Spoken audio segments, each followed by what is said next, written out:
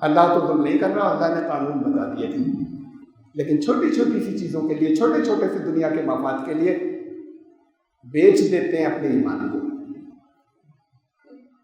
یہ نہیں کہ کفر کی کوئی کلمہ کہہ دیتے ہیں، یہ ایمان کو بیچنا ہے۔ آپ کو اسلام کے اصول معلوم ہے، معمولی سی مفاد کے لیے اسے ایک طرف کر دیتے ہیں، یہ ایمان کو بیچنا ہے تھوڑی سی قیمت کے لیے۔ تو ایمان کو بیچنا چھوڑ دیجیے، یا اپنے آپ کو مسلمان کہنا چھوڑ دیجیے۔ پھر اگر تھوڑے سے بھی ہوں گے، انتم الاعلون ان کنتم مؤمنین، سب سے اوپر تم ہوگے، ایمان والے تو بنو۔ Subscribe the channel and press the bell icon to never miss a video. الحمدللہ الحمدللہ الذی لہ حمدا کثیرا کما امر، واشهد ان لا الہ الا اللہ وحدہ لا شریک لہ، واشهد ان سیدنا و نبینا و مولانا محمدا عبدہ و رسولہ۔ برادران کرام اور عزیز بہنوں، آج 2 اکتوبر ہے، یہاں ہندوستان میں گاندھی جینتی ہے۔ گاندھی جی کا ذکر جمعے کے خطبے میں، لیکن ہم سے رسول اللہ صلی اللہ علیہ وسلم نے فرمایا کہ حکمت کی بات جہاں بھی ملے لے لینا، تم زیادہ مستحق ہو اس کے، تمہاری کوئی بھی میراث ہے، خود تمہاری چیز تھی جو تم سے کھو گئی تھی، اوریجنل تمہاری ہی تھی اگر وہ حکمت کی بات ہے۔ الحکمت ضالۃ المومن حیث وجدها وهو احق بها۔ لیکن میں جن باتوں کا ذکر کر رہا ہوں وہ گاندھی جی نے ڈائریکٹ اسلام سے لی، براہ راست، اور یہ بات اپنی جگہ ہے کہ ہم نے کھو لی، ہم نے کھو دی، اور ایک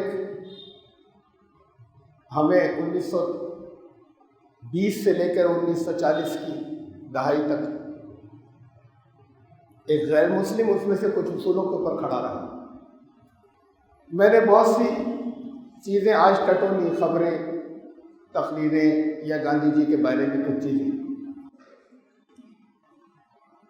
سب جگہ ان کے اہنسا والے حصے کے بارے میں بہت کچھ تھا، عدم تشدد، نان وائلنس۔ گاندھی جی کے جو مشہور اصول تھے وہ 2 تھے،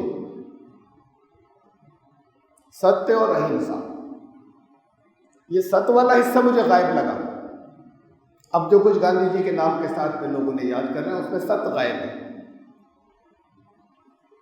یہ جملہ ہی ایسے تھا ان کے نام کے ساتھ جڑا ہوا کہ ان کے جو اصول ہیں وہ ستیہ اور اہنسا۔ اہنسا بھی اچھا اصول ہے، اسلام کو اصول ہے۔ لوگوں سے یہ سمجھنے میں غلطی ہوئی ہے کہ ہنسا کسے کہتے ہیں، لیکن میں آج اس اصول پہ بات کروں گا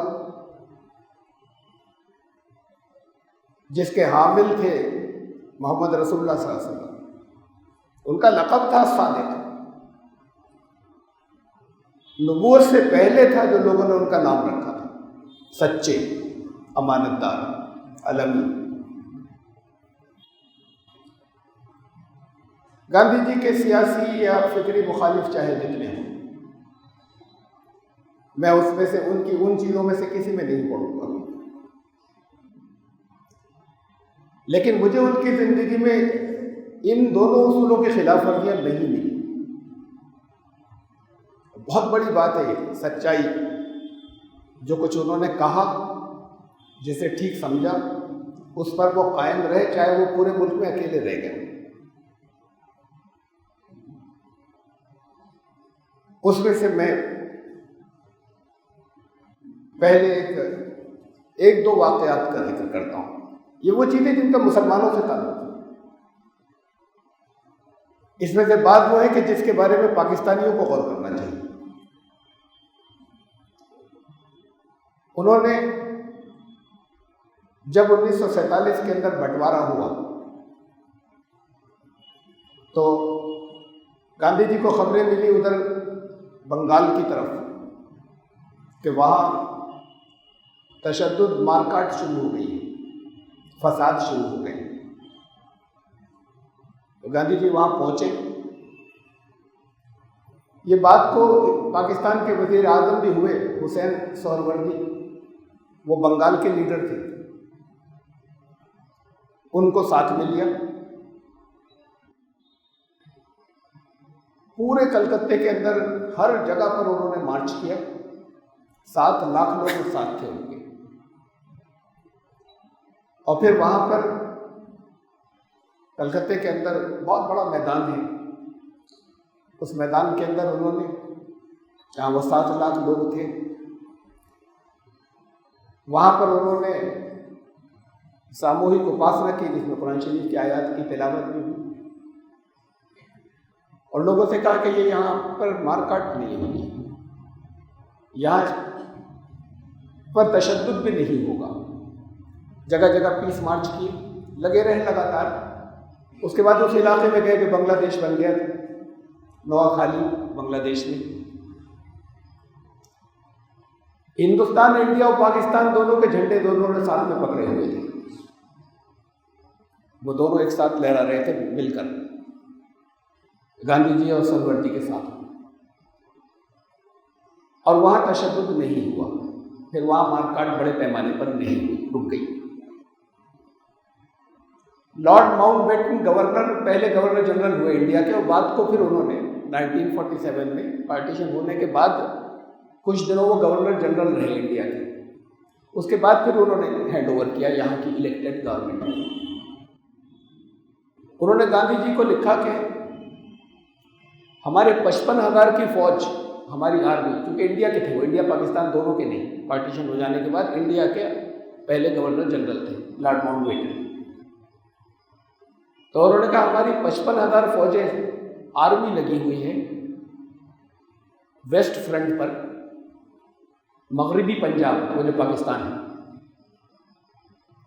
اور چاروں طرف سے خون میں ڈوبی ہوئی خبریں آ رہی ہیں، ہم لوگ فساد کو نہیں روک پا رہے ہیں، مار کاٹ. اور ہماری 1 مین آرمی جو ہے وہ کلکتے میں ہے، جس نے سارے فساد روک رکھے. تو پھر انہوں نے ان کو خراج تحسین پیش کیا. آپ 1 مین آرمی سے سارے فساد روکے ہو، ہماری 55,000 آرمی یہاں پر کچھ نہیں کر پا رہی. تو گاندھی جی وہاں سے چلے، وہاں رکوں گا، پھر اس کے بعد پاکستان جاؤں گا. دلی میں آئے، یہ ستمبر 1947 کی بات ہے. وہاں یہ لوگ ملے ان کو، پٹیل وغیرہ، اور انہوں نے کہا کہ بہت وائلنس ہے، مسلمانوں کے جگہ جگہ کیمپ لگے ہوئے تھے. وہ کیمپ جو جیسے ریلیف کیمپ ہوتے ہیں، گھروں کو تو لوٹا جلایا گیا تھا دلی میں. گاندھی جی نے بہت بڑے حصے کا راؤنڈ لیا، خاص طور سے ان علاقوں کا جہاں مسلمان رہتے تھے دلی کے، ان سارے کیمپس کا معائنہ کیا. اور اس کے بعد پھر انہوں نے دیکھا کہ لوگ کچھ سننے کو تیار نہیں، اس لیے کہ مارکاٹ ادھر بھی بے پناہ ہو رہی تھی. پاکستان وہاں سے جتنے آ رہے تھے، ہندو اور سکھ سب لوٹے پیٹے، اور عورتوں کی عصمتیں لوٹی گئی. سکھ اور ہندو جتنے آ رہے تھے، ادھر سے جتنے جا رہے تھے، ان کے ساتھ یہی ہو رہا تھا جو پاکستان پہنچ رہے تھے. دونوں جگہ رد عمل ایک دوسرے کا لگاتار چل رہا تھا. اب وہ جب یہاں آتے تھے تو وہاں کی بات وہاں بھی ایسے ہی تھا. یہ جب یہاں آتے تھے ان حالت کے اندر، تو لوگ اور مشتعل ہو جاتے تھے، بھڑک جاتے تھے، اور مسلمانوں کے خلاف وہاں سے روز گرم ہو جاتا تھا. جتنی مار کاٹ تھی اور بڑھتی تھی. اس کو جو گورنمنٹ تھی، سردار پٹیل ہوم منسٹر تھے، اس کو گورنمنٹ کنٹرول نہیں کر پا رہی تھی، نہرو کنٹرول نہیں کر پا رہے تھے، مرکز میں بیٹھے ہوئے تھے. اور انہوں نے کہا کہ ہمارے اس سے باہر ہے کنٹرول سے، پوری بھیڑ کتنی چاروں طرف.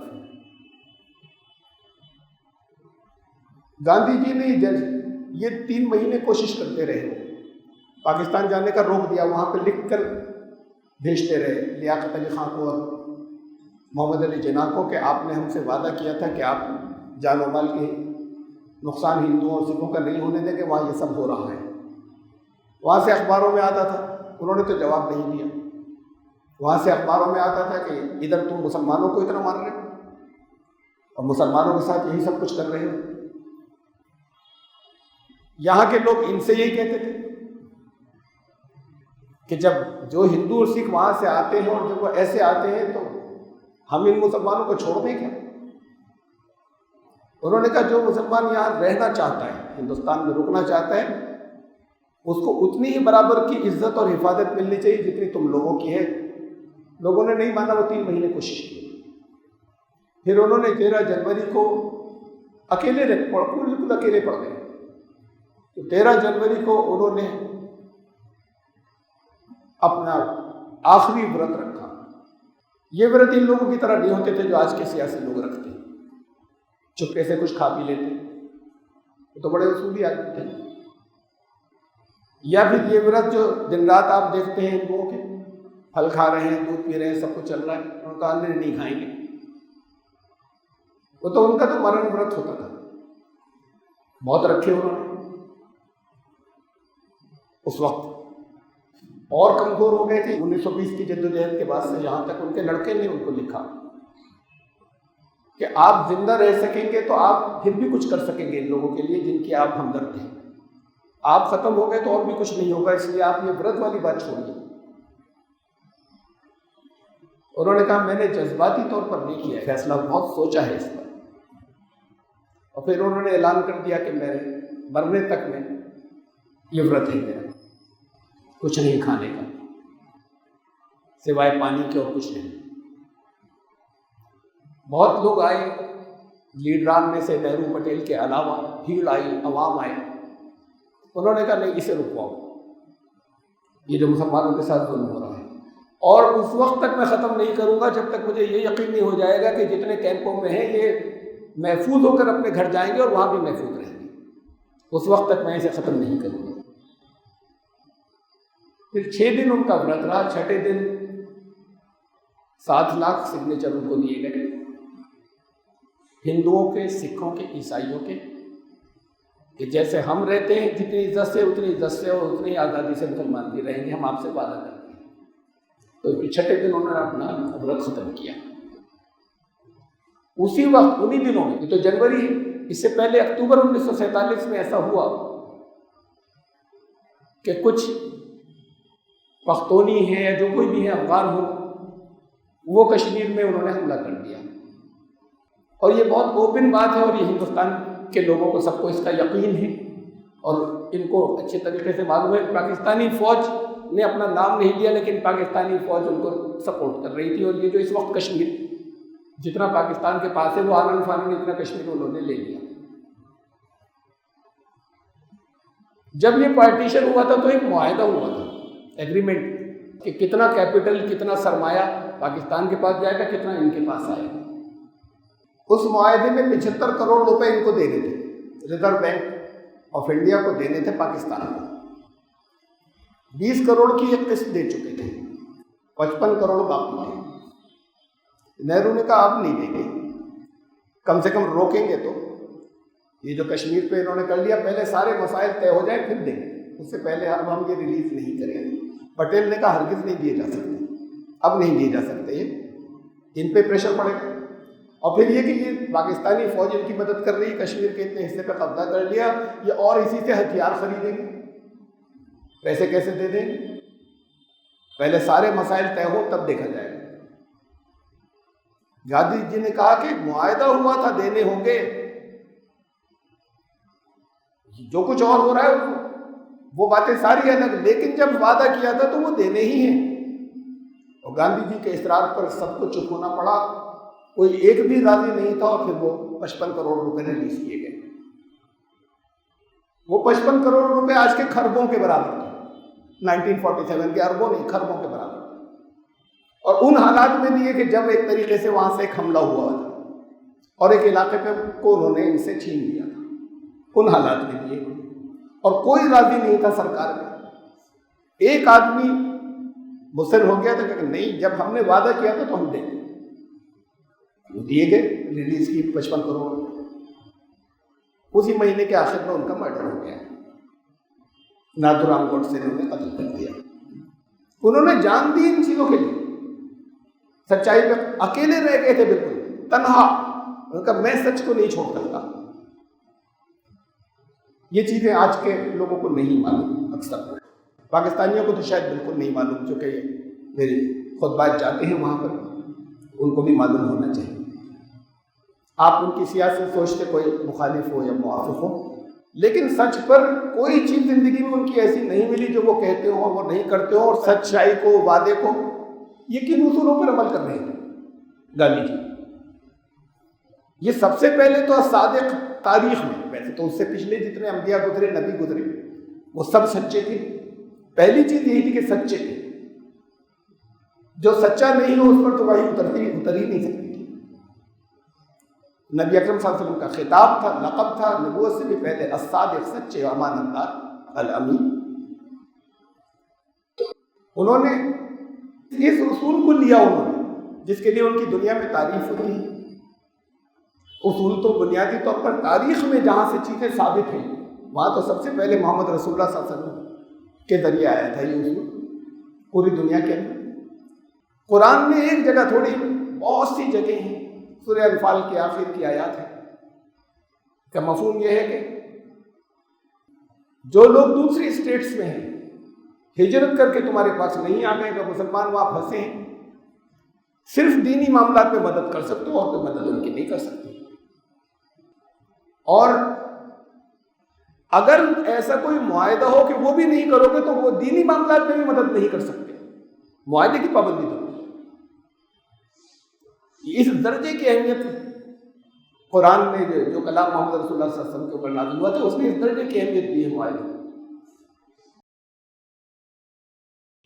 جب عام اعلان کیا کہ 4 مہینے کی دے دو ان لوگوں کو مہلت جو سازشی ہیں، یا سنبھل جائیں یا نکل جائیں، یا اسلام کے اصولوں کو قبول کر لیں ورنہ چھوڑ دیں، یہاں سے نکل جائیں مدینے سے، پھر ہم ان کی ضمانت نہیں دے سکتے، حفاظت کی مہلت دی. اسی دن سب کو اریسٹ کر لیتے کہ یہ تو سب سازشی لوگ ہیں. اور پھر وہ جو 4 مہینے کی مہلت دی اس میں قرآن نے سورہ توبہ میں شروع میں قرآن نے یہ اعلان کیا کہ جنہوں نے تم سے معاہدے کیے ہیں ان سے معاہدوں کی پابندی کرنا. اس میں فرق نہیں آنا چاہیے. اگر وہ خلاف ورزی نہیں کر رہے تو تمہاری طرف سے پوری پابندی ہونی چاہیے. کہ جس دین نے یہ اصول دیے، ہمیں جیتی جاگتے غیر مسلم کی طرف سے ہندوستان میں ان اصولوں پر عمل کرنے والا اگر کوئی واقعی شخصیت نظر آتی تو وہ ایک تھا جو پوری زندگی جس نے عمل کیا، اکیلے پورے ملک کے خلاف اپنی جان کو ہلاکت میں ڈال کے کیا، اور پھر اس کی بات مانی گئی. سب خلاف تھے پھر بھی مانی گئی. پھر آخر میں جان دے گا، اسی وجہ سے جان دے گا کہ یہ مسلمانوں کی حمایت کرتے ہر بات. گاندھی جی کا صرف ایک چیز میں اور بتاؤں، ایک بیان، ایک اخبار نکالتے تھے ہریجن نام تھا اس کا اخبار. ہریجن کا ایسا ہوتا تھا کہ کئی مہینے کے ایشو ایک ساتھ نکلتے تھے، نہیں نکل پاتا تھا ہر مہینے. اس وقت کی چیزیں اتنی ایڈوانس نہیں تھی کہ آسانی سے نکل سکے خود ہاتھوں سے لکھی جانے والی چیزیں. ہریجن کا جو 1937 کا جو ایشو تھا اس کے اندر مئی جون جولائی کا، یہ شاید اپریل سے جولائی تک کا ایشو،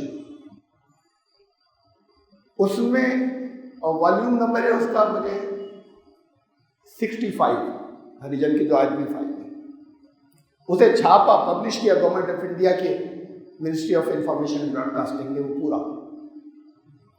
اس میں موجود ہے کہ انہوں نے کہا کہ کانگریس ورکرز کو خطاب کر کے کہ میں تمہیں رام اور کرشن کی مثالیں نہیں دے سکتا، اس لیے کہ تاریخی نہیں ہے، ہسٹورک نہیں ہے، ہسٹوریکل شخصیات نہیں ہے، ایتہاسک نہیں ہے. میں تمہیں مہارانا پرتاپ اور شیواجی کی مثال میں نہیں دے سکتا، اس لیے کہ تاریخ میں ان کے بارے میں یہ لکھا ہے کہ بہت سادہ زندگی گزارنے والے لوگ تھے، لیکن جب ان کو پاور ملی اور جب وہ راجا ہو گئے تب بھی انہوں نے سادگی سے زندگی گزاری. اس پر بہت اختلاف ہے.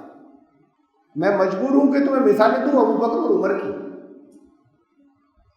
کہ جن کے کنٹرول میں دنیا کا ایک بہت بڑا حصہ تھا، جس کے وہ مالک تھے، سربراہ تھے، ان کی زبان کے کنٹرول میں تھا سارا علاقہ، اور اس کے بعد انہوں نے فقیروں جیسی زندگی گزاری، سادگی کی۔ اگر ان کی مثال میں تم لوگوں کو دینا چاہتا ہوں، پاور ہوتے ہوئے، اتنا بڑا علاقہ ہوتے ہوئے، اس کے بعد انہوں نے فقیروں جیسی زندگی گزاری، تو انہوں نے اسے بھی نہیں چھپایا، بتایا کہ یعنی انڈائریکٹلی بتایا کہ اصول کہاں سے آ رہے ہیں۔ دوسروں کو انہوں نے مثالوں میں کہا، رام اور کرشن کی بھی نہیں دے رہا، میں تمہیں مثال اس کی بھی نہیں دینا چاہتا، رانا پرتاپ کی اور شیواجی، ابو بکر و عمر کی مثال تھی۔ یہ تھا ست کی بات، یا سچائی، یا اس کی جو جس چیز کو، یہ ایک الگ بات ہے کہ اس سچ کو جو انہوں نے واقعی کر کے دکھایا یہاں، جس سے ہندوستان شروع ہوا، وہ پھر کہاں نکلتا چلا گیا، یہ ایک پہلو ہے۔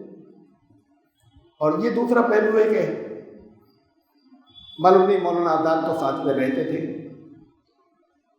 یا کچھ اور لوگوں نے گاندھی جی کو اس طرف متوجہ کیا یا نہیں کیا، یا انہوں نے سوچا یا نہیں سوچا کہ آپ صرف اسی معاملے میں سچ اور حق کے پاس کو سوچتے ہیں۔ سچ اور حق کی حقیقتیں اس مادی زندگی سے الگ بھی تو کچھ ہیں۔ یہ بات ان تک ٹھیک سے، ایک قابل آدمی تھے، لائر تھے جو وہاں تھے، تو وہ ساؤتھ افریقہ کے اندر محمد علی جناح صاحب تو پہنچا نہیں سکتے تھے، وہ تو اسلام کی ABCD بھی نہیں جانتے تھے۔ مولانا آزاد نے کبھی پہنچائی نہیں پہنچائی، کوئی ہمیں رپورٹ تو نہیں ملتی، اور ظاہر پہنچائی ہوگی تو وہ کہیں پبلش نہیں کی ہوگی، اور کسی نے کوشش کی نہیں کی، نہیں معلوم۔ لیکن ایک آدمی ایسے قائم رہا ہے اپنی زندگی میں، نے چند مثالیں دی، میرے پاس بہت ہیں جو تاریخی مثالیں ہیں اسی ملک کہ اس ملک کے اندر انہوں نے مجبور کیا لوگوں کو، نہیں ہم سچ پر چلیں گے، حق پر چلیں گے، وعدوں کی پابندی کریں گے، معاہدوں کی پابندی کریں گے، اور اس سے نہیں ہٹیں گے۔ یہاں سے ہندوستان شروع ہوا تھا، پاکستان یہاں سے شروع نہیں ہوا تھا۔ وہاں تو ایک پاکستان کے بننے سے پہلے تو ایک نعرہ تھا کہ پاکستان کا مطلب کیا، لا الہ الا اللہ۔ اس کے بعد پاکستان کے کسی بڑے ذمہ دار آدمی نے ایسے، چاہے مرن ورت رکھا ہو، مرن ورت نہیں رکھا ہو، تو احتجاج کیا ہو کہ میں تب تک نہیں ہٹوں گا جب تک کہ سچ کے اصول قائم نہیں ہو جائیں گے، ایسا پاکستان میں کوئی رپورٹ نہیں۔ پھر یہ سچ جو ہے، یہ ایک لائبلٹی بنتا چلا گیا ہلکے ہلکے۔ شروع کے دور کے جو لیڈران تھے یہاں، صاف ستھرے لوگ تھے، وہ چاہے اپوزیشن کے ہوں، وہ چاہے حکومت کے اندر ہوں، ایک بھی کرپٹ نہیں تھا، ایک بھی۔ اصولوں کے لیے، اصولوں میں ایک دوسرے کی مخالفت کرتے تھے۔ کسی ایک جگہ کوئی ٹرین کا حادثہ ہو جائے، اب تو بہت سوفسٹیکیٹڈ نظام ہے، اس وقت نہیں تھا، اس وقت تو بالکل ایسا تھا کہ جیسے بیکورڈ بے انتہا قسم۔ اگر ایک ٹرین کا حادثہ کہیں سے ہو جائے تو ریلوے منسٹر استعفیٰ دے دیتا تھا خود سے اسے، اور فوراً قبول کر لیا جاتا تھا۔ یہ شروع کے دور کی بات ہے، اور کوئی ایک بھی ان کے اندر ایک بھی نہیں تھا جسے ہم کرپٹ کہہ سکیں، جسے کوئی بے ایمانیاں جس نے اپنے گھر بھرے ہیں، اپوزیشن والے بھی اور جو حکومت میں تھے وہ بھی۔ پھر ہلکے ہلکے کر کے یہ سچ لائبلٹی بنتا چلا گیا، ایمانداری یہ لائبلٹی بنتی چلی گئی۔ راجنیتی آ گئی۔ راجنیتی تو اسلام میں بھی ہے، اور راجنیتی ایک چانکیہ نے بھی دی ہے۔ چانکیہ کی راجنیتی پہ بڑا فخر کرتے ہیں ہمارے ہندوستانی بھائی، جس میں جھوٹ اور فریب اور چھل ہر صفحے پر بھرا ہوا ہے کہ راجنیتی ایسے ہوتی ہے۔ اسلام نے بھی ایک راجنیتی دی تھی، بہت بھر کر، جگہ جگہ بڑی تفصیل سے راجنیتی کے اصول رکھیں۔ کسی جگہ چاہے اپنا نقصان ہو، ایمانداری سے سچ سے نہیں ہٹنا ہے، اصولوں سے نہیں ہٹنا ہے، معاہدوں سے نہیں ہٹنا ہے۔ یہ راجنیتی اسلام کی ان اصولوں کے ساتھ کی۔ تو یہاں شروعات جو ہوئی تھی وہ اسلام کے اصولوں سے ہوئی تھی اس ملک کے اندر، چاہے اسلام کے نام پر بنا پاکستان، اسلام کے اصولوں سے، اس ملک کی ان بڑے اصولوں سے اگر قائم رہتے اسی کے اوپر، تو پھر اور سچائی اور حقیقتیں بھی لوگوں کو بتائی جاتی، جب سب لوگ سچ پر رہتے، بتاتا کون؟ بتانے والے تو خود بگڑتے چلے گئے، ان سے زیادہ تیزی سے بگڑتے چلے گئے جن کو بتانا تھا۔ پھر راجنیتی ہلکے ہلکے کر کے وہ جو اسلام دی تھی وہ ختم ہوتی گئی، اور چانکیہ کی راجنیتی اس میں آتی چلی گئی، جس میں ہر طرح کا جھوٹ اور ہر طرح کا فریب جائز ہے پاور میں آنے کے لیے، دشمن کو جیتنے کے لیے۔ اس راجنیتی کا یہ نتیجہ ہے کہ پھر یہ ہونا ہی تھا کہ جو خبریں اب آج کل آپ لوگ سنتے ہیں طرح طرح کی، درمیان میں آج ابھی 2 بڑی خبریں آئیں اور آتی ہی رہتی ہیں دن رات کہ CBI کورٹ نے سب کو باعزت بری کر دیا۔ وہ جن کے اوپر 1992 سے مقدمہ قائم تھا کہ یہ لوگ ذمہ دار تھے بابری مسجد کو توڑنے کے لیے، ٹھیک ہے، سپریم کورٹ نے ایک فیصلہ دیا، اس پر بڑے سوال اٹھے ہیں کہ وہ فیصلہ کیسا تھا جب انہوں نے وہاں پر اس کو مندر بنانے کے لیے حوالے کیا، لیکن انہوں نے یہ تسلیم کیا کہ توڑا جانا غلط تھا اور جرم تھا، یہ اس فیصلے میں تسلیم کیا انہوں نے۔ تو وہ جو توڑا جانا جرم تھا، اور اس وقت جو FIRs تھی جن لوگوں کے نام تھی جو بڑے لیڈر تھے، وہ مقدمے اب تک چلے، اور اب جو فیصلہ ہونا تھا عدالتوں سے وہ مجھے نہیں معلوم آپ میں سے کسی کو اگر کچھ شک اس کے اندر رہا ہو، شاید نہیں رہا ہو، میرے دل میں تو ذرا سا بھی کوئی شک نہیں تھا، مجھے معلوم تھا فیصلہ کیا ہونے والا ہے 100%۔ اس لیے کہ عدالتیں ہیں، اب راجنیتی کو ہٹا کر اس کے بعد ایک عدالت بچتی ہے جو سچ کو قائم رکھ سکتی ہے۔ عدالتوں کے بہت سے ثبوت مل گئے ہیں اس سے پہلے، اور کم از کم اس فیصلے پر تو یہ ہوا پہلی بار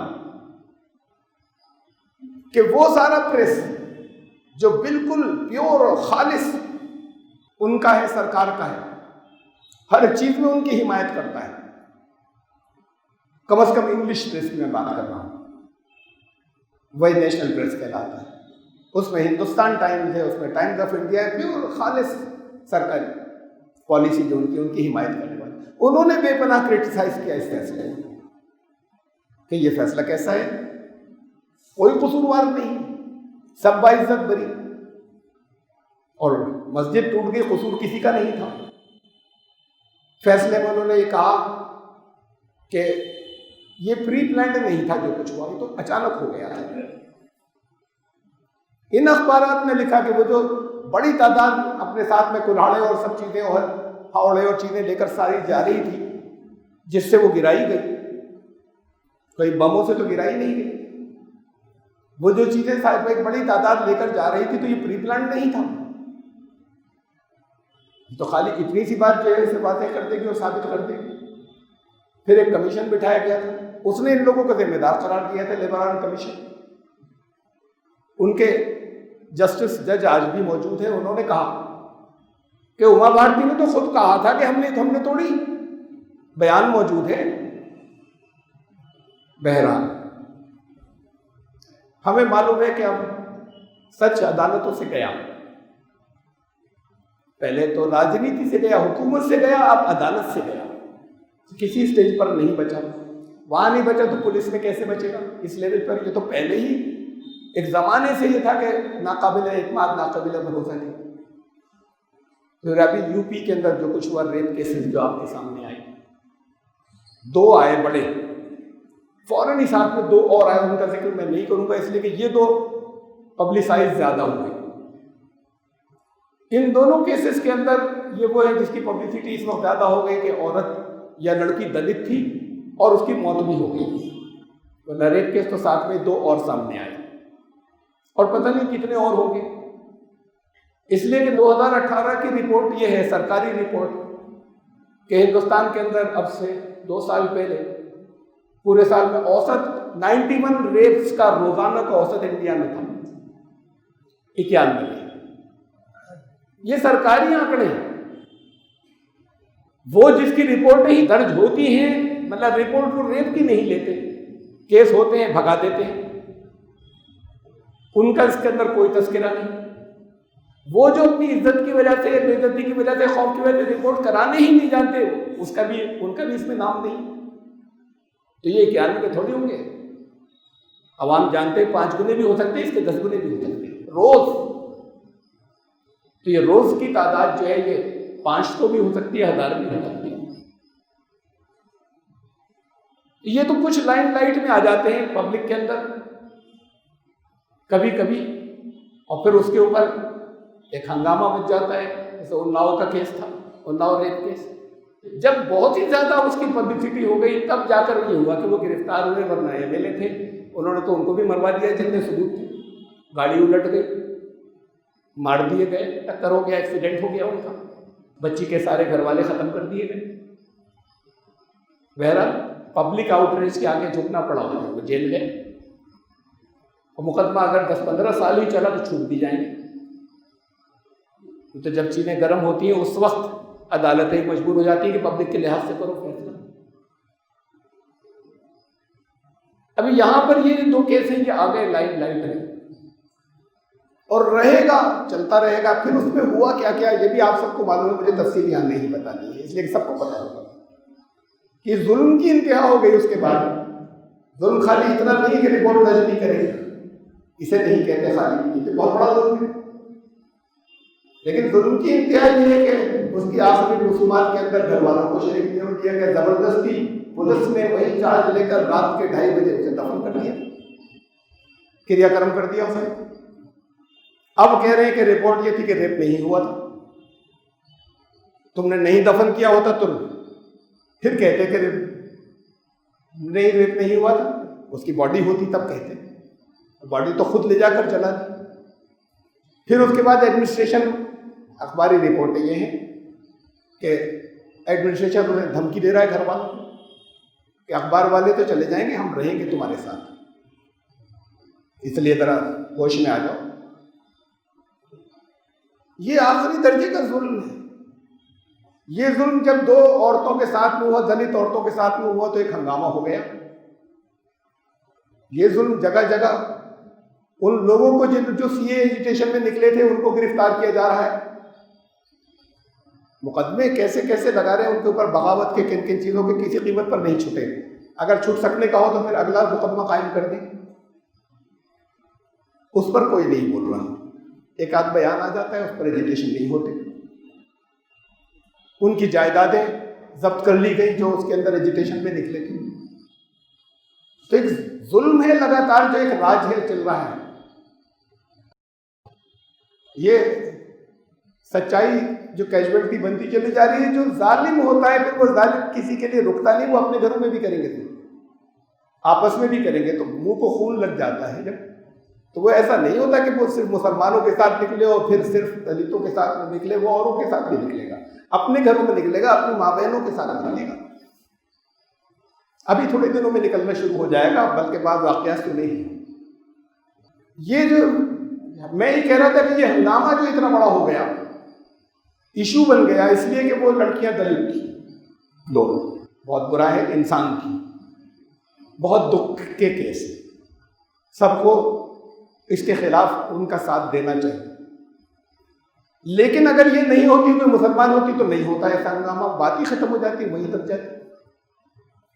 وہ انہوں نے لے جا کے دبا دیا، ختم کر دیا، مار پیٹ کے سب کو بٹھا دیتے. کوئی اس کے لیے اتنے دھکے راجیو گاندھی نہیں گرتے، بیان دیتے تھے اپنے گھر سے. یہ سچ جو یہاں پر لائبلٹی بن گیا، اس کا اور آگے آنے والے حالات کا آپ کو اندازہ ہونا چاہیے. یہ تو ہوتا چلا جائے گا، یہ بڑھتا چلا جائے گا. کچھ اخباری اینالیسس، تجزیے میں دوسروں کی بتا رہا ہوں، کوٹ کر رہا ہوں.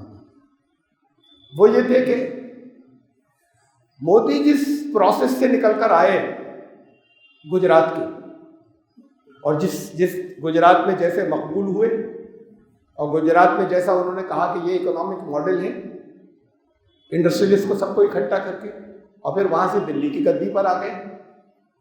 اب سنگھ پریوار یہ سوچ رہے ہیں کہ یہ یوگی جو ہے یہ زیادہ کام کا آدمی ہے، اس لیے کہ انہوں نے جتنے انڈسٹریلسٹ ہیں اور جتنے لیبر کے قانون ہیں، وہ یہ تو کہتا ہے کہ مصلحت ہی نہیں سوچتا، اس کو بند کرو، اس کا ضبط کرو، اسے روک دو، اسے مار دو، یہ بنا دو، کچھ سننا نہیں کسی۔ ایسا آدمی زیادہ ان کے لیے اچھا ہے، چاہیے۔ اور پیور کھل کر دشمن، خود کھل کر کہنے والا ہو کہ ہم ہندوتو لانے والے اور مسلمانوں کی چیزوں کا کھل کر مخالفت کرنے والا، ان کا مودی تو ڈپلومیٹ ہو گئے۔ اب اگر کوئی ہے جس نے وہ پوزیشن بنائی ہے جو گجرات میں ان کی بنی تھی، اور پھر وہ وہاں سے پی ایم کے آئے تھے، تو پھر وہ پوزیشن تو یو پی میں اس کی بن رہی ہے۔ کس کی بن رہی ہے؟ وہ جتنا جہاں پر سچ غائب ہوتا چلا جا رہا ہے، اور جتنی مکاری جس جگہ پر، اور جتنا ظلم جس جگہ آتا چلا جا رہا ہے۔ اب ان کے بارے میں یہ اینالسس کرنے والے کہہ رہے ہیں کہ یہ آئیں گے پاور، اس لیے کہ سب سے زیادہ بے شرمی کے ساتھ بھی تو یہ کر رہے ہیں سچ کو توڑنے کا کام، اور سچ کو جلانے، جو جتنا بے شرم ہوگا اس کو آنا چاہیے نا۔ اس وقت جسے سب سے زیادہ ڈھیٹ یا بے شرم سمجھا گیا اسے بلا لیا گیا، اب کوئی اور ہے تو اب آگے نمبر تو اس کا ہوگا۔ تو اب ہم گاندھی جی سے چل کے یہاں آ گئے۔ پھر آخری بات، اس میں کس کا قصور ہے؟ سچ اصل میں کس کی امانت تھا؟ گاندھی جی کی۔ گاندھی جی نے تو زندگی بھر سچ پر چل کر دکھایا، لیکن سچ کس کی امانت تھا؟ انہوں نے تو حوالے بھی دے دیے۔ یہ جن کی سچ امانت تھا وہ سچ کو لے کر کیوں نہیں ہمیشہ کھڑے رہے؟ ان کے اخلاق اور ان کے کردار اتنے کیوں بگڑ گئے کہ ان کی ساکھ ان سے بھی زیادہ بری ہو گئی؟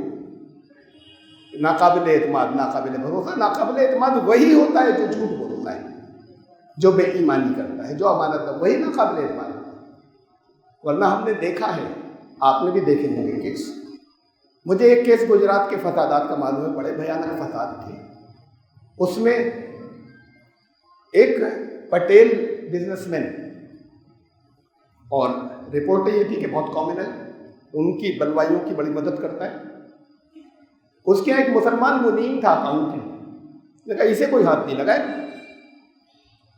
اس لیے کہ وہ ان کے لیے، اس کے لیے فائدہ مند تھا۔ وہ نے کہا اس کو کوئی نہیں چھوئے گا، اس آدمی وہ ان کو نفع دیتا تھا۔ وہ اس کی نظر میں تھا کہ میں کسی ہندو ایسا ایماندار نہیں لا سکتا جیسا ایماندار یہ میرے پاس ہے، تو ایماندار کو تو وہ لوگ بچاتے ہیں اور اب رکھتے ہیں کہ یہ ہمارے لیے مفید ہے۔ اور جو ایماندار نہیں ہوتا، آپ کے اپنے گھر میں کسی کو آپ رکھیں، اجرت پر رکھیں، ملازم پر رکھیں، تو جب ایماندار نہیں ہوتا تو نکالا جاتا ہے۔ اس کو نہیں رکھ سکتے، بے ایمان ہے، تو بے ایمان کو کوئی نہیں رکھنا چاہتا۔ یہ بے ایمانی میں ان سے آگے نکل گئے۔ ریپوٹیشن بلا وجہ نہیں بنتی، جو حقیقتیں ہوتی ہیں وہ گراؤنڈ پر نظر آتی ہیں۔ تو سچ کے جو علم بردار تھے، جن کو سچ دنیا میں پھیلانا تھا، سچ کیا ہے؟ یہ جو ہندی کا سچ اور اردو کا سچ میں ابھی تک کہتا رہا ہوں نا، یہ چھوٹی چیز ہے۔ ایک دور کی سچائی کسی دوسرے دور کی سچائی نہیں ہوتی، حالات بدل جاتے ہیں، سچائی بدل جاتی ہے۔ ایک دور کی سائنس کی بات دوسرے دور کی سچائی نہیں رہتی۔ ایک سائنس کا سچ، کچھ چیزیں اور ڈسکور ہو جاتی ہیں، سچائیاں بدل جاتی ہیں۔ حق نہیں بدلتا، حق کا کوئی ترجمہ ہی نہیں، حق کا ترجمہ سچ نہیں ہے۔ ہم مجبور ہیں کہ سچ کرتے ہیں، اس لیے کہ اردو زبان میں یا کسی اور دنیا کی زبان میں کوئی اور لفظ ہی نہیں حق کے ٹرانسلیشن کے۔ تو اصل سچ تو وہ ہے جو کبھی نہیں بدلتا، ہر حالت میں، ہر سچویشن میں، ہر دور میں وہ حق رہتا ہے، وہ بدلتا نہیں۔ تو ہم تو سچ کے نہیں، حق کے علمبردار تھے۔ اگر گاندھی جی صرف اس اصول کو لے کے کامیاب ہو سکتے، کیوں ہو گیا ایک آدمی جو وہاں سے ایک وکیل آیا تھا تنہا، جس کی کوئی سے یہاں پر نہیں تھی، کیوں عوام کے اندر پاپولر ہو گیا؟ وجہ کیا تھی؟ کوئی بڑی بھڑکدار لمبی چوڑی تقریریں نہیں کرتا تھا، بلکہ تقریریں بھی وہ ہوتی تھی کہ جو عوام کچھ اور کرتے اور ان سے کہتا تھا نہیں یہ نہیں ہوگا، اور لوگ ساتھ دیتے چلے گئے۔ اس کا ساتھ کیوں دیا؟ یہ جو کہتا ہے وہ کرتا ہے، یہ پیسے نہیں بھر رہا، دیکھ رہے ہیں ہم کیا کھاتا ہے، کیسے رہتا ہے، تو وہ دیکھ رہے تھے کہ جو کہتا ہے وہ کرتا ہے، صرف اس لیے اتنی بڑی تعداد ساتھ ہوتی چلی گئی ہے، ورنہ کیوں وہ وہاں سے آئیں گے اور آتے ہی سب کو کیپچر کر لیں گے؟ کچھ ہی دنوں کے اندر چند ہی دنوں کے اندر سارے لیڈر متاثر ہو گئے جتنے تھے وہاں کانگریس میں، سارے عوام متاثر ہوتے چلے گئے. کہا گاندھی جی نے، ان کا اسٹیٹمنٹ ہے کہ جب کبھی کوئی مسائل آتے ہیں، خراب حالات آتے ہیں، تو میں یہ سوچتا ہوں کہ یہ چلے جائیں گے، یہ ٹیمپریری ہے، وہ چاہے نقصانات ہو جائیں، لیکن آخر میں جیت تو سچ کی ہی ہوگی. یہ یقین تھا اس آدمی کو، آخر میں جیت حق کی ہوگی. آپ کو بھی یقین ہے کیا؟ یقین ہوتا تو سب حق پر ہوتے، سب حق کو آگے لے کر جا رہے ہوتے. زبان سے تو سب کہہ دیں گے، گردن بھی ہلا دیں گے کہ ہمیں یقین ہے. یہ ہے اصل میں سوچنے کی بات اس وقت. یہ تین واقعات جو بالکل ابھی آج کا گاندھی جینتی اور کل، اور ابھی چند روز پہلے کے ریپ کیسز، اور کل کا یہ بابری مسجد، اس کا سب کا باعزت بری ہو جانا مجرموں کا، یہ تینوں ایک ساتھ ہیں، لیکن یہ تینوں اصل میں ریلیٹڈ ہیں اس عنوان کے اوپر جا کر کہ ہمارا پتن اور ہمارا زوال ہوتا رہا، لیکن اس کو اصل میں جو حق کو لے کر کھڑے ہونے والے تھے وہ کدھر ہیں، ان کا کیا ہوا؟ یہ بگڑ گئے تو بگڑ گئے ہوں گے. آپ تو نام لیوا ہیں آج. انہوں نے ان کتابوں کو چھوڑ دیا. ان کے یہاں جو کتابیں ان کے یہاں کہی جاتی ہیں کہ خدا کی طرف سے آئی، انہوں نے چھوڑ دیا اس کو. ان کے یہاں بے پناہ آپس میں تعداد ہے کہ یہ سچی کتاب ہے، یہ سچی ہے، اس میں میل ہو گیا، یہ ایسی ہے، بے پناہ اختلافات ہیں جن میں اس بات پر یونینیمٹی ہے کہ نہیں، یہ ایک کلام ایسا ہے کہ اس میں ایک لفظ کی بھی ملاوٹ نہیں ہے، یہ اللہ کی طرف سے ہے. جو دنیا کا ہر مسلمان اس بات پر ایمان رکھتا ہے، وہ اس حق کو لے کر کیوں نہیں باقی قائم رہا، اور اس کو اپنے سینے سے کیوں نہیں لگائے رہا، اور اس کو لے کر دوسروں کے پاس کیوں نہیں گیا؟ حق تو خود بھی پھیل جاتا ہے. اور اصل میں حق تو یہ ہے کہ اگر حق کو آگے لے کر نہیں گئے، پھیلایا نہیں، تو کچھ نہ کچھ آپ کے پاس کمی تھی، وہ پورا حق نہیں تھا. تو بنایا یہی تھا آپ کو، کنتم خیر امت اخرجت للناس، تم خیر امت اس لیے ہو کہ تمہیں دنیا کے انسانوں کی بھلائی کے لیے لائے. دنیا کے انسانوں کی، اگر دنیا کے انسانوں کی بھلائی کا آپ نہیں سوچتے تو آپ امت محمدی میں نہیں ہیں. کہتے رہیے اپنی زبان سے، اخرجت للناس پہلا لفظ یہ تھا، دنیا کے انسانوں کے لیے لایا گیا. اور لا کر کیا کرتے ہیں؟ ایک یہ دنیا کی، اسے سچ کہہ سکتے ہیں جو گاندھی جی نے چلایا تھا، یہ سچ بھی، اور اصل میں وہ حق جو ان مادی چیزوں سے اور اوپر ہے کہ تمہاری اصل فلاح کس چیز کے اندر ہے. اور کبھی ظاہر گا نہیں جاتا، چاہے جتنی ریپوٹیشن خراب ہو جائے، آج واپس آ جائے کچھ وقت لگے گا، دوبارہ ری گین کرنے میں اور ساتھ بننے میں کچھ وقت لگے گا. آ جائیں حق کے اوپر واپس، دنیا اتنا ہی احترام ہے، اور دنیا کو اتنی ہی جلدی آپ پلٹیں گے جتنی جلدی محمد رسول اللہ صلی اللہ علیہ وسلم نے پلٹا تھا، اتنی ہی جلدی پلٹیں گے دنیا کو، پوری دنیا کو. وہ تو مٹھی بھر لوگ تھے جنہوں نے اتنا بڑا علاقے کو پلٹ دیا تھا. آپ سیکنڈ لارجسٹ ہیں دنیا کے اندر مسلمان، سیکنڈ لارجسٹ میجورٹی دنیا کی 7 کھرب آبادی کے اندر 1.25 کھرب سے زیادہ ہے. بات یہ ہے کہ انہیں کی راہ میں بہ گئے یا اپنے حق کو لے کر چل سکتے ہیں آگے. بہت وقت نہیں لگے گا، ان کو الٹنے میں کتنے دن لگیں گے؟ باطل کے نظام کو الٹ کر اور حق لوگوں کے اوپر ثابت کر دینے کا. خود بھی چھوڑ دیا، پہنچانا بھی چھوڑ دیا. تو پھر اللہ کیا ہوتا یہ ہے کہ ان کے ذریعے پٹوایا جاتا ہے، وہ بھی مجرم ہے. اگر کوئی مجھ سے بڑا ایک بہت عزت دار کوئی حضرت بازار میں میرے ایک چانٹا مار دے، میں سر جھکاؤں گا کہ حضرت غلطی ہو گئی، تو کچھ ہوئی ہوگی، آپ ایک اور ماریے سب کے سامنے. اور ذرا سا راستہ چلتے ہیں اگر آ کے میرے چانٹا تو کیا اللہ اعلان گالی دے دے تو 3 دن تک شکل نہیں دکھانا چاہوں گا کسی. تو بات یہ ہے کہ یہاں آپ کی حالت کیا ہے، کس مقام کے اوپر آ کر کھڑے ہو گئے. مسلط ان کو کر دیا گیا، اوپر ان لوگوں کو مسلط کر دیا گیا جن کے بارے میں کہتے ہیں اللہ نے ان کو دے رکھا ہے، اللہ نے آپ کو سزا دینے کے لیے ان کو سر پر بٹھا رکھا ہے. اپنی سزا تو خود اپنے ہاتھوں سلیکٹ کرتے ہیں. وما ظلمہم اللہ، اللہ نے کسی پر ظلم نہیں کیا، ولکن کانوا انفسہم یظلمون، یہ اپنے اوپر خود ظلم کر لیتے ہیں. آپ نے اپنے اوپر خود ظلم کر لیا، اسی انجام کی طرف تو جائیں جو ظالم کا ہوتا ہے. اللہ تو ظلم نہیں کر رہا، اللہ نے قانون بتا دیے تھے، لیکن چھوٹی چھوٹی سی چیزوں کے لیے، چھوٹے چھوٹے سے دنیا کے مفاد کے لیے بیچ دیتے ہیں اپنے ایمان کو. یہ نہیں کہ کفر کے کوئی کلمہ کہہ دیتے ہیں، یہ ایمان کو بیچنا ہے. چھوٹے چھوٹے سے آپ کو اسلام کے اصول معلوم ہے، معمولی سی مفاد کے لیے اسے ایک طرف کر دیتے ہیں. یہ ایمان کو بیچنا ہے تھوڑی سی قیمت کے لیے. تو ایمان کو بیچنا چھوڑ دیجیے، یا اپنے آپ کو مسلمان کہنا چھوڑ دیجیے. پھر اگر تھوڑے سے بھی ہوں گے، انتم الاعلون ان کنتم مؤمنین، سب سے اوپر تم ہوگے، ایمان والے تو بنو. اللہ تعالیٰ کچھ تبدیلی پیدا فرما دے اس عبرتناک انجام سے جو دن رات بڑھتا چلا جا رہا ہے اور آپ کے سامنے آتا چلا جا رہا ہے. یہ نہیں کسی سیاسی حل سے حل ہوگا، یہ ایسے نہیں ہوگا کون سی پارٹی بنائے، کس کے ساتھ ملے اور کس کو ووٹ دے، اس سے کچھ بھی نہیں ہوگا. جو کچھ ہوگا وہ آپ کے اپنے کرنے سے ہوگا، اور جو پارٹی آئے گی آپ کو سر پر بٹھائے گی، سر کا تاج بنائے گی. اپنا وہ مقام تو لائیں، اس مقام کو چھوڑ دیں گے، جو آئے گا وہ جوتوں کی نوک پر رکھے گا. اللہ تعالیٰ غور و فکر کرنے کی، سمجھنے کی توفیق عطا فرمائے اور ایمان پر لے آئے واپس، خالی ایمان کے دعوے دار نہ رہے. بارک اللہ لنا و لکم فی القرآن العظیم، انہ تعالیٰ جواد الکریم. بالکل.